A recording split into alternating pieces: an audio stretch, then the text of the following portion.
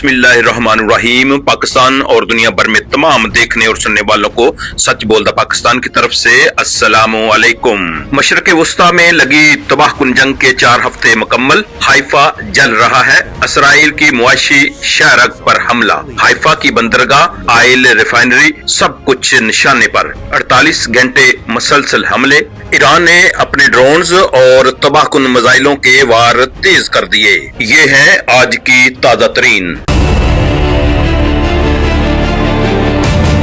नाजरीन, ईरान के ड्रोन्स और तबाहकुन मिसाइल आसमान चीरते हुए मुसलसल ईरान के अंदर घुस रहे हैं और सवाल ये है कि इसराइल का दफाई निजाम कब तक ये तूफान रोकेगा। हाइफा इसराइल की वो बंदरगाह है जिससे इसराइल की मईशत भी चलती है और जंगी ताकत भी, लेकिन अब यही शहर मुसलसल ड्रोन्स और मिसाइल हमलों की जद में है। गुज़िश्ता 48 घंटों में हाइफा शहर और उसकी स्ट्रेटेजिक बंदरगाह पर ईरान की तरफ से मुसलसल शदीद और खौफनाक हमले किए जा रहे हैं। ईरान के तबाहकुन मिसाइल, जिनमें बैलिस्टिक मिसाइल, फतह, जुल्फकार और क्रूज मिसाइल इस्तेमाल किए गए हैं।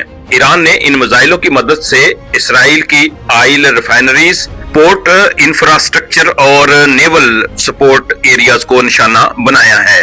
इन मिसाइल हमलों का मकसद इसराइल की एनर्जी सप्लाई और बहरी ताकत को तबाह और खत्म करना था।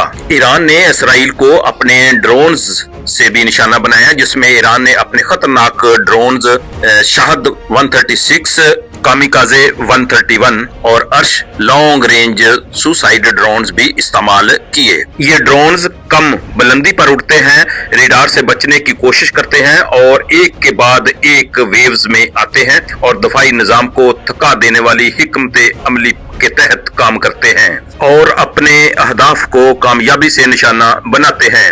इन ड्रोन्स की मदद से ईरान ने हाइफा बंदरगाह के शिपिंग और कार्गो टर्मिनल्स को निशाना बनाया। Oil refinery, fuel tanks, industrial zone को भी निशाना बनाया और मुमकिन तौर पर इसराइली बहरिया की नेवल सपोर्ट इंफ्रास्ट्रक्चर को भी तबाह करने का दावा किया है। इन हमलों का मकसद इसराइल की मईशत और जंगी सप्लाई दोनों को मुतासर और तबाह करना था और ईरान की तरफ से ये दावा सामने आ रहा है कि उसने इसराइल की बंदरगाह और हाइफा के करीबी इलाकों और अहम फौजी तनसीबात को भी कामयाबी से निशाना बनाया है। इससे ये बात वाज़ेह हो जाती है कि हाइफा अब फ्रंट लाइन बन चुका है और ईरानी मिसाइलों और ड्रोन्स की जद में है। मीडिया से मौसूल होने वाली फुटेज के मुताबिक हाइफा में बड़ी तबाही के मनाजर देखे जा सकते हैं और हाइफा में बहुत सारी जगहों पर लगी आग और आसमान को छूता धुआं हाइफा की तबाही की दास्तान बयान कर रहा है।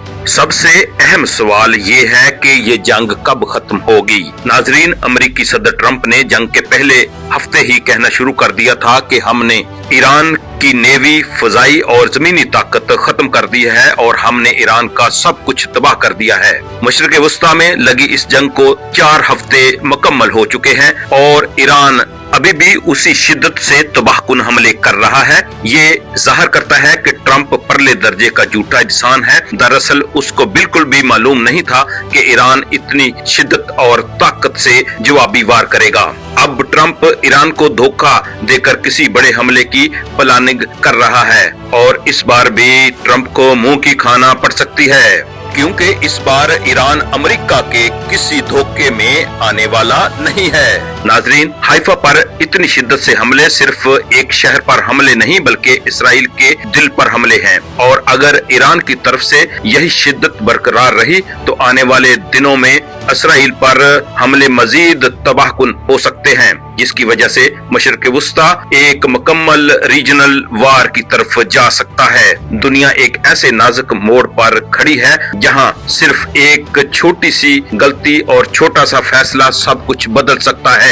नाजरीन, क्या आप समझते हैं कि ये जंग जल्दी खत्म होगी या असल तबाही अभी बाकी है? कमेंट्स में अपनी राय का इजहार जरूर करें। इसके साथ ही अगली वीडियो तक के लिए मुझे दें इजाजत। पाकिस्तान जिंदाबाद। वीडियो को लाइक, शेयर और चैनल को सब्सक्राइब जरूर कर दें ताकि आने वाली वीडियोस बर वक्त आप तक पहुंच सकें। वीडियो देखने का बहुत शुक्रिया।